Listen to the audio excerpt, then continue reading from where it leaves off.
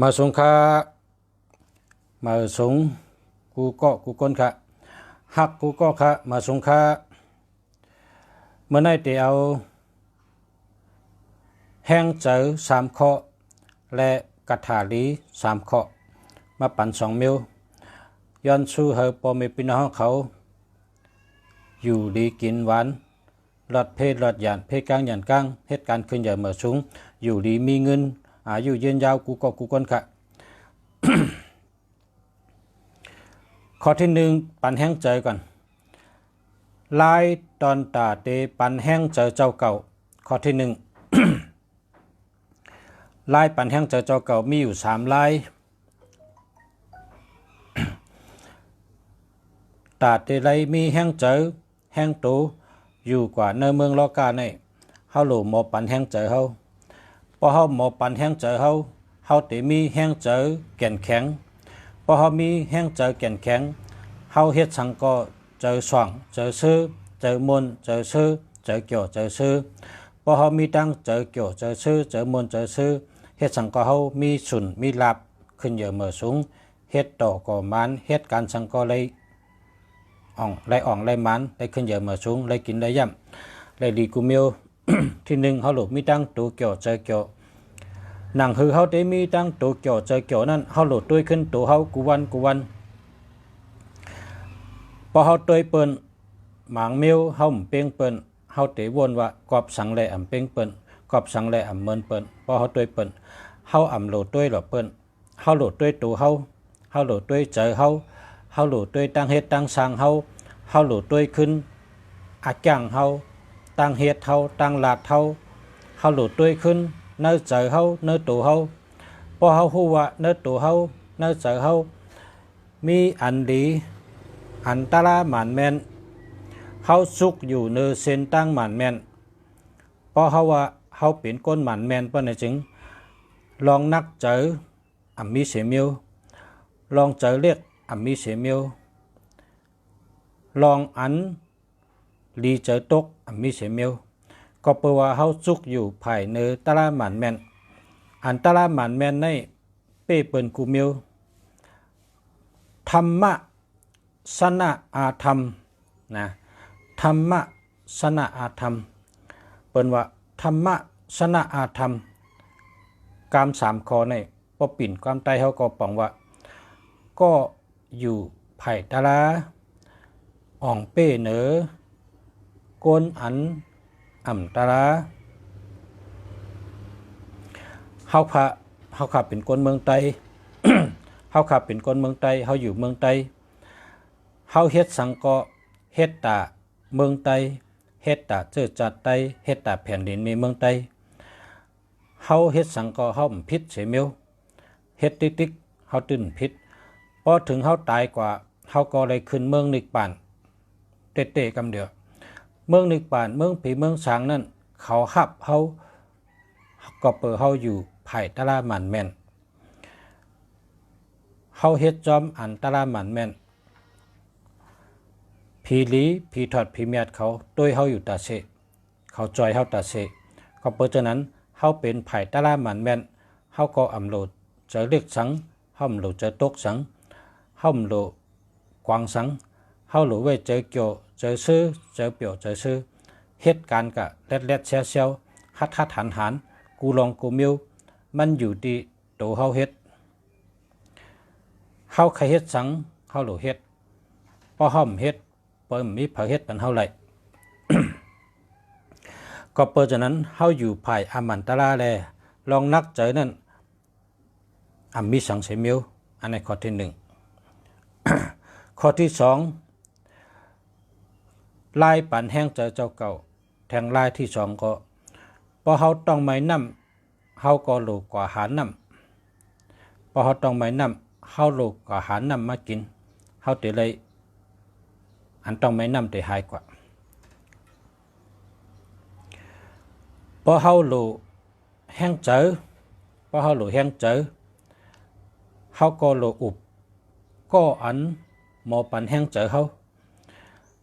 ในกวนอันเฮาฮู้จักเนี่ยผาเลอหมอลาดความหลีลาดลองหลี เฮ็ดลองดีอุบลองดีพาเลยเป็นคนมีปัญญาพาเลยคนมีตั้งหูพาเลยมีเสียจะเฮาก็ฮู้อยู่ละปอเมียนมือเฮาว่นอำปองเจนจ้าอำปองเฮากะนั่งหิมก็นั่นเสียแหละอุบด้วยมันแหละเพราะอุบด้วยมันก็เปิดมันเป็นคนมีตั้งหูก็เปิดมันมีปัญญามันจังแต่ปันแห้งใจเฮาไล่กูมือกูยามค่ะอ๋อเหมือนเฮาต้องไม่นำพอเฮาต้องไม่นำเฮาก็โลกว่าหานำพอเฮาต้องไม่นำเฮานั่งอยู่ที่เหลียวมันมีน้ำอันที่ไหลมาเข้าคอเฮาหรอมันมีน้ำเม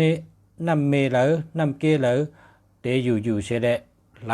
มาลงในศพเฮาหรอมันมีเฮาโหลลูกกว่าหาเมน้ำพอเฮาต้องไม่นำเฮาโหลกว่าหาเมน้ำพอเฮาใครไหลแห้งเจอปิ่งหยาตั้งหูเฮาก็ลูกกว่าจูก็อันมีตั้งหูมีปัญญาหมอปันแห้งเจอเฮานั่นแหละ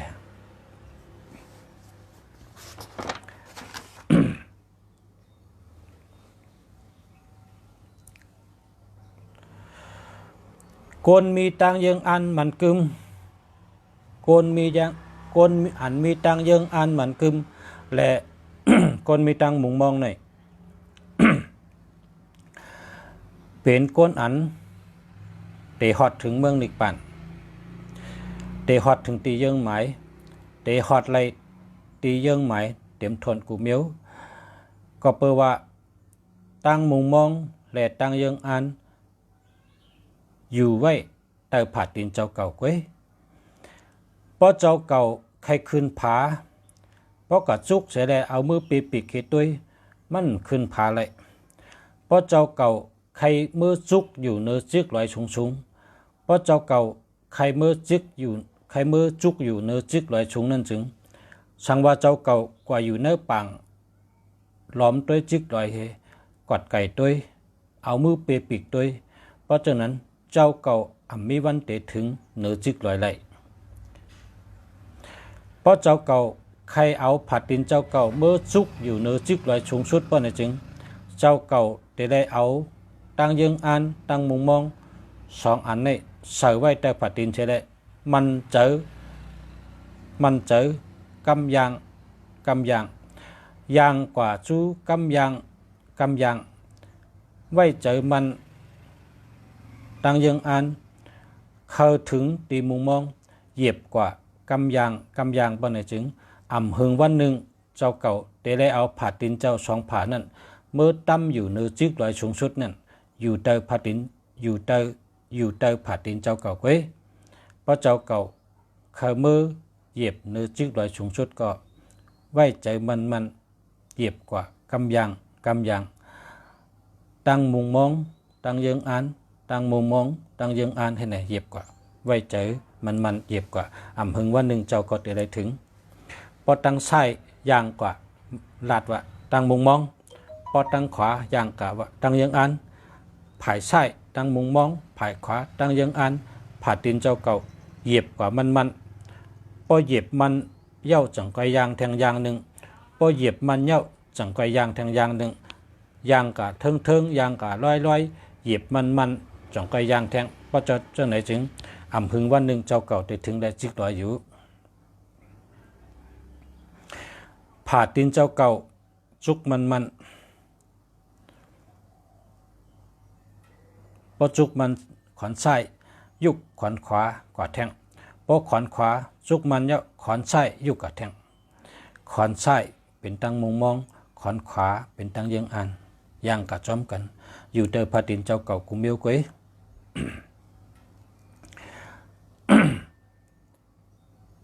ใครเฮ็ดสังก็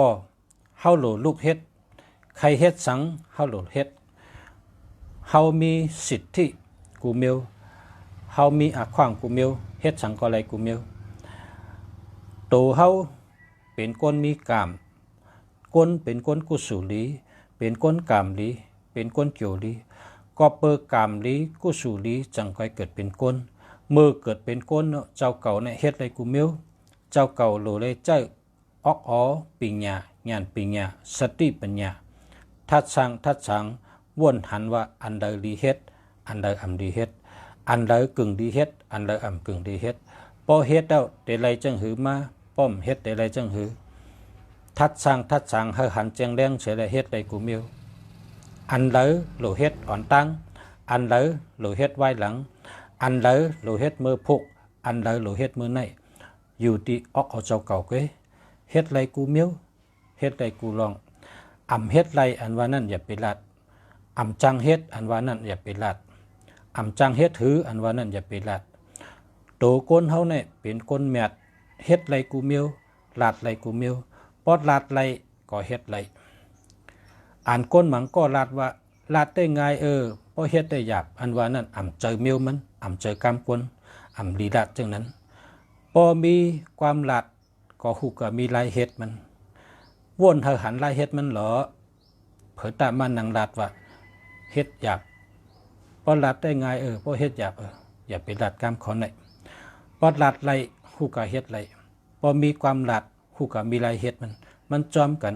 เหมือนหนังมือซ้ายและมือขวาเจ้าเก่าว่นอ่ำหันและเจ้าเก่าลาดจังนั้นเพราะเจ้าเก่าว่นหันเจ้าเก่าอ่ำถูกลีลาดว่าอ่ำจังเฮ็ดถือนี่เย้าก็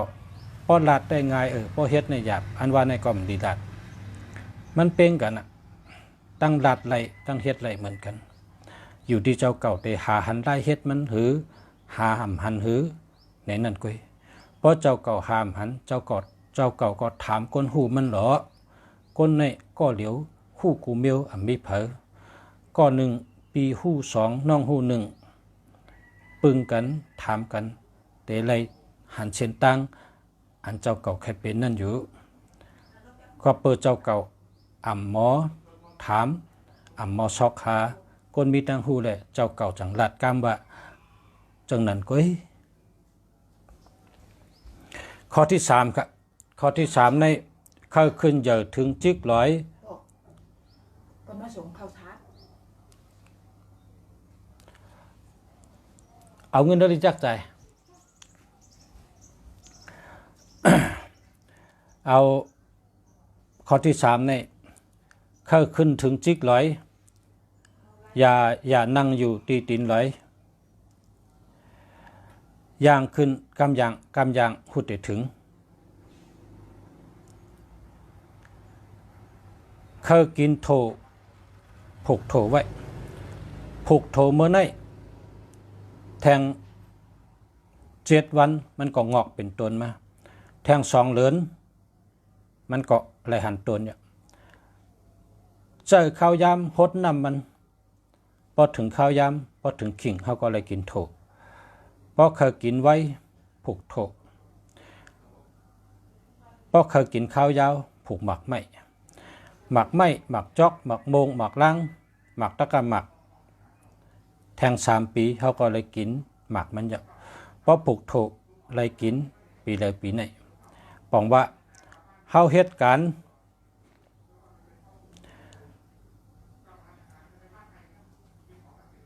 หมังมิ้วหมังลองเข้าหลุดเนี่ยเท็จตัวเดียวเนี่ยก็เปือว่ามันเป็นมิ้วการนั้นเข้าปอดหมังมิ้วหมังลองเข้าหลุดตำวางไว้ก็เปือว่ามือหนามาตาลูกตาล้านตาลูกตาล่างเขาจะได้กินในเป็นเหมือนก้นผูกหมักไม่และผูกโถ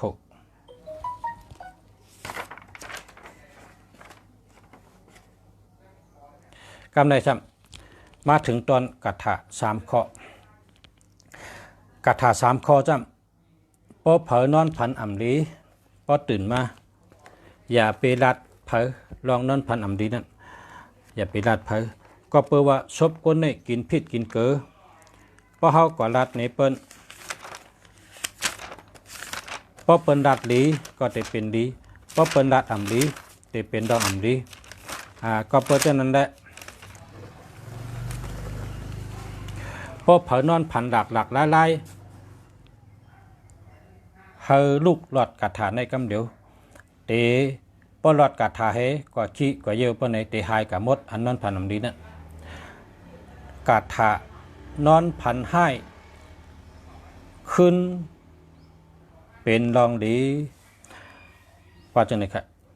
นะโมตัสสะภะคะวะโตอะระหะโตสัมมาสัมพุทธัสสะนะโมตัสสะภะคะวะโตอะระหะโตสัมมาสัมพุทธัสสะ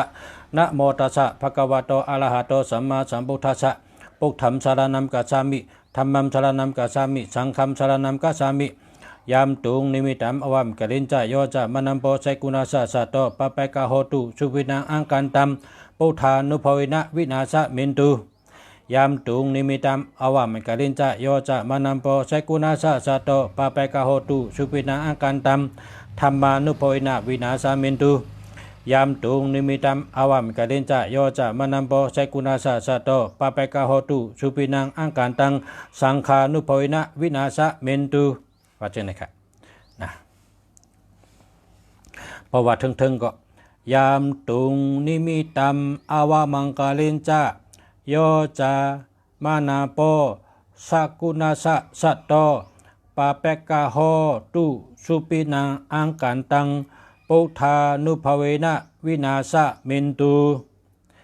ยามตุงนิมิตัมอาวามังกาลินจาโยจามานาโปสักุณาสะสัตโตปะเปกะโหตุสุปินาอังกันตัมธัมมานุภเวนะวินาศมินตุยามตุงนิมิตัมอวามังกาลินจาโยจามานาโปเสกุณาสะสัตโตปะเปกะโหตุสุปินาอังกันตังสังฆานุภเวนะวินาศมินตุเพราะว่าถึงก็ว่าทั้งเปลี่ยนนะอาสามเปลี่ยนยามตุงนิมิตัมอวามังกาลินจาโยจามานาโปเสกุณาสะสัตโตปาเปกะโหตุสุพินังอาการตังปุทานุภาเวนะวินาศเมนตุยามตุงนิมิตัมอาวามังกาลินจาโยจามานาโปเสกุณาสะสัตโต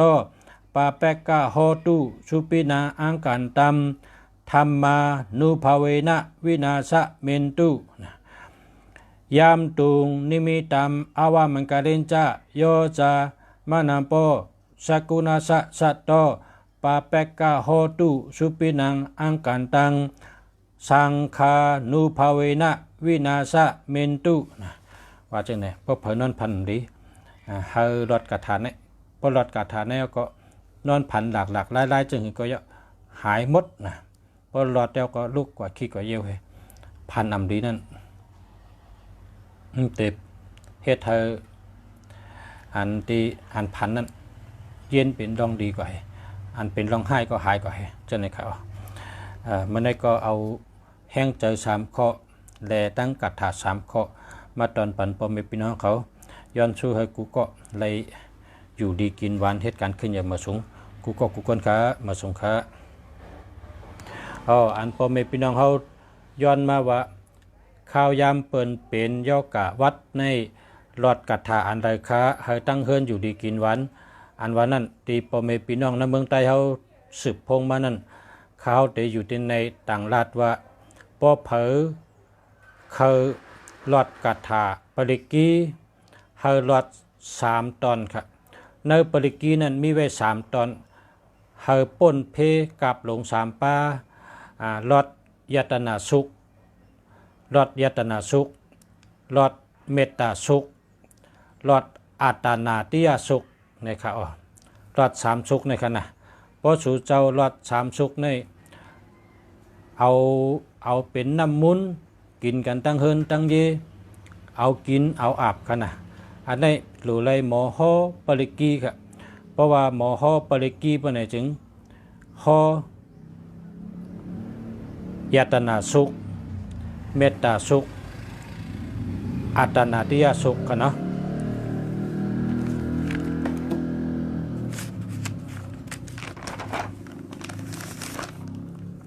แม่นใครอ่ะฮอเนริกปริกีค่ะฮอกูวันค่ะกังคำกังเนออำเลยกูยอกาสังขารนะฮอยตนาสุขฮอเมตตาสุขฮออัตตานาติยสุขนะครับก้อยกะเพราะว่ามีกวนอยู่ดีหายเจ้าแค้นเปิ้นให้จึงฮอยตนาสุขฮอเมตตาสุขฮออัตตานาติยสุขยาวก็ฮอปอจังกะสุขครับ เพราะจังกะสุกในเป็นกะทะอยู่ดีค่ะเนาะอันในตีพ่อแม่พี่น้องย้อนมาอันว่าฮอกะทานแล้วเฮาอยู่ดีกินหวานให้รถเพอันวันนั้นข้าเฮาเอามาต่างลาเจ้าค่ะพ่อแม่พี่น้องเขาเอาฮอเอาใจตื้อดีเตะๆเขามาสงค้ามาสงกูเกาะกูกวนย้อนช่วยอยู่ดีมีเงินหางดีกึกปืนกูเกาะกูกวนค้ามาสงค้า